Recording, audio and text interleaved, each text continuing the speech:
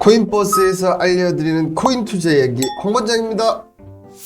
최근 시장이 무척 힘이 듭니다. 이럴 때는 내가 왜 코인 투자를 했을까 하는 그런 자괴감이 드실 건데요. 2010년 세계 최대 거래소인 마운트국스를 아시나요? 이런 시기에 최근에 마운트국스 관련 기사가 하나 나왔습니다. 어떤 기사일까요? 궁금하면 500원은 아니고요. 구독과 좋아요 그리고 알람 설정까지 지금 바로 눌러주시면 마운트국스 거래소에 관련된 재미난 코인 이야기를 설명드리겠습니다.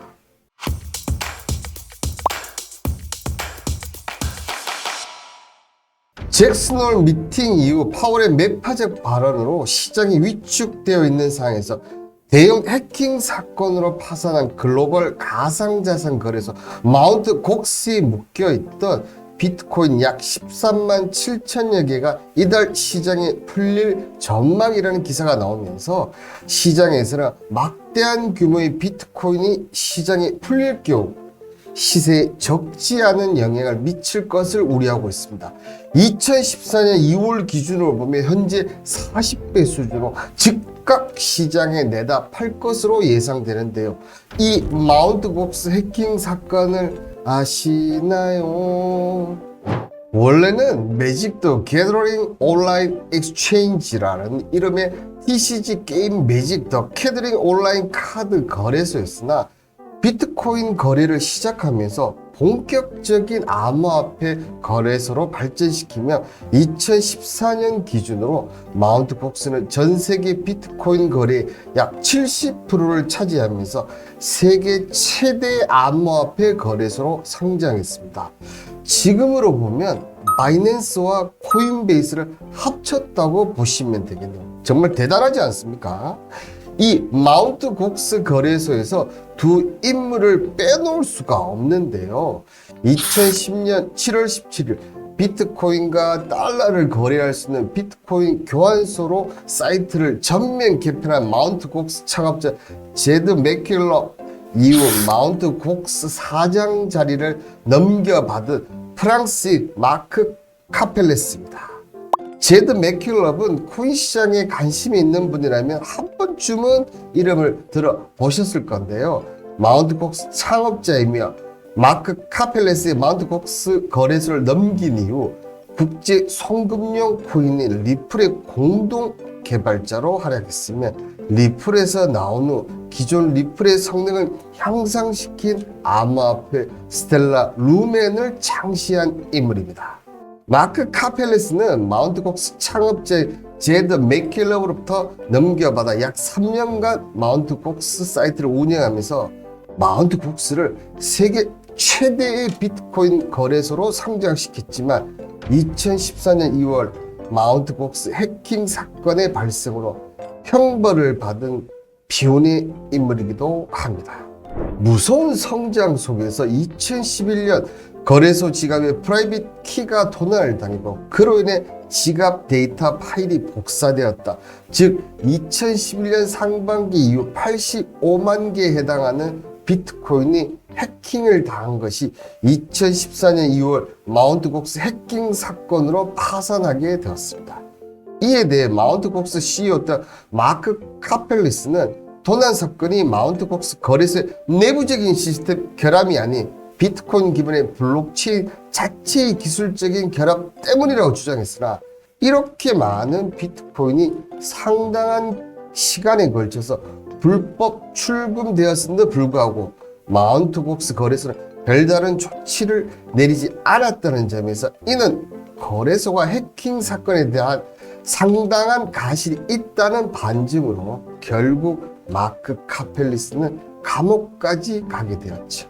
마운트국스는 분실된 비트코인 중 약 4분의 1인 20만 비트코인을 회수하게 되면서 피해 보상에 진전이 마련되었는데요. 채권자들은 도쿄 파산법원에 마운트국스 기업 회생 절차를 신청했고 법원에서는 비트코인을 현금화해 채권자들에게 돌려주는 것을 허락하였고 2018년 6월 기준으로 일본 법원 결정에 따라 마운트국스는 채권자들이 만족할 만한 회생 계획안을 수립하고 동의를 받는 절차를 거치게 되면서 현재까지 이르게 되었고 그 물량이 조만간 나온다는 것입니다. 최근 마운트 국스는 내일 14만 BTC를 풀 것. 그런데 현재 28일이 지났고 거래소 간 BTC 이체 내용이 없는 것으로 보아 시장을 조작하려는 계정에서 이것은 잘못된 소문으로 보입니다. 마운트 국스는 해킹 사건으로 인해 블록체인 기술적 결함을 갖고 있는 것처럼 인식되어 비트코인 가격을 폭락을 겪게 되었습니다. 정말 지금과는 상상을 못할 정도였어요. 실제로는 거래소의 자체적인 시스템 및 보안성 문제로 인해 비트코인이 해킹된 것임에 불구하고 말입니다. 이로 인해 암호화폐 거래소는 사기를 치는 곳이라는 의미가 강하게 부각이 되어 이대로 끝이라고 보였지만 2017년에 출범한 바이낸스를 기점으로 나스닥 상장까지 한 코인베이스까지 마운트 국스와 비교도 되지 않을 정도로 성장을 했습니다. 현재 시점에서 가상화폐 거래소들 어느 정도인지를 살펴보면 코인 거래소 비포지요. 매출 5조, 빅2 순익 3조, 대형 증권사를 넘었다는 기사를 보셨는지. 특히 업비트의 2021년도 매출이 3.7조에 영업이익이 3.2조, 쿠팡은 매출 22조에 적자 1.2조, 기업은행 매출 14.9조에 영업이 2.7조, 카카오뱅크 매출 1.6조에 영업이 0.26조. 자, 특히 삼성증권이 매출 9.6조인데 영업이익은 1.3조. 정말 깜짝 놀라셨죠? 그만큼 가상자산 거래소가 수익성이 좋은 사업이라는 것을 볼 수 있습니다. 물론 이것은 2021년 불장에 대한 지표인 것도 감안을 해야 하지만 업비트의 2020년 2분기 줄어든 거래량 기준 매출 대비 영업이익은 여전히 67%라는 높은 수치를 보이고 있습니다. 세계 최대 가상화폐 거래소 바이낸스 자오청펑 최고 경영자는 자산 115조 원을 가진 세계 11위 부자입니다.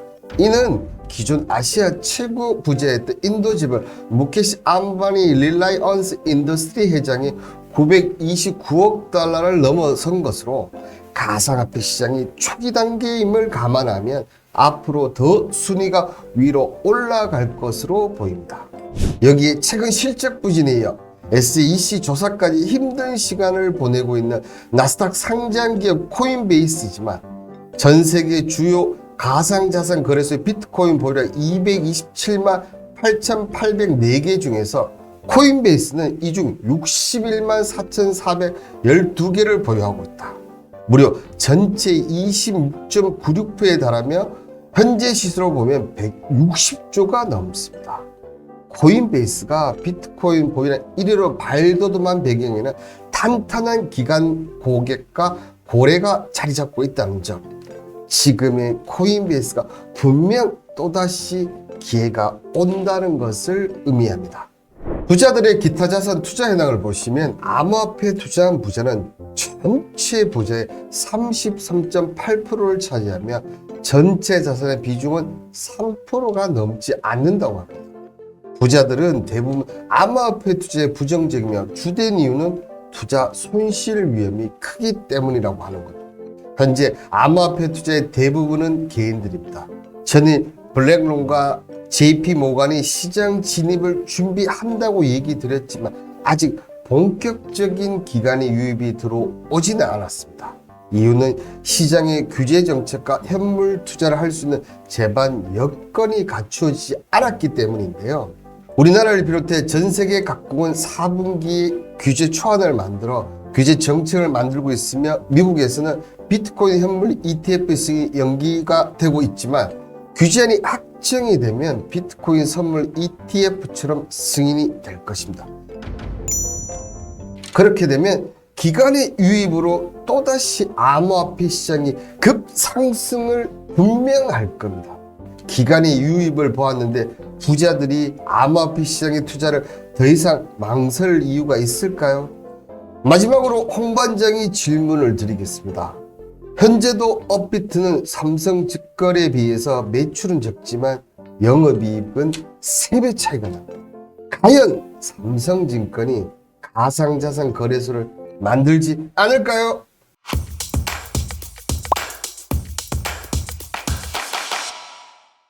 끝으로 코인버스 출시 기념 이벤트가 있다고 얘기를 드렸는데요. 아직 현물은 하방 리스크가 존재를 합니다. 이런 리스크를 줄이려면 선물을 해지하는 방법이 있습니다. 코인버스가 그런 부분에 분명 큰 도움이 되오니 이벤트 기간에 꼭 문의하세요. 오늘 영상도 여러분들의 코인을 이해하는데 도움이 되셨으면 합니다. 지금까지 코인 투자 얘기 홍반장이었습니다. 끝까지 시청해 주셔서 감사드립니다.